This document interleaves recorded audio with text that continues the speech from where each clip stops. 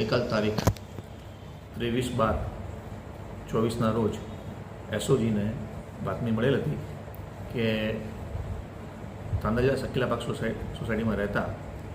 આબિદ અબ્દુલભાઈ પટેલ ગેરકાયદેસર હાઇબ્રિડ ગાંજો મેળવી અને તેનો વેપાર કરી અને ડ્રગનું દૂષણ સમાજમાં ફેલાવે છે. આ બાબતે એસઓજી પીઆઈ એસડી રાતલાએ સરકારી પંચો અને માણસો સાથે સ્થળ ઉપર રેડ કરતા આબિદ અબ્દુલ પટેલ ઉંમર વર્ષ 20 નાઓ હાઇબ્રિડ ગાંજા 734 ગ્રામ સાથે મળી આવેલ હતા અને આ બાબતે વધુ પૂછપરછ કરતા તેઓએ પોતાના પિતા સાથે આ ધંધો કરતો હોવાનું જણાવેલ છે.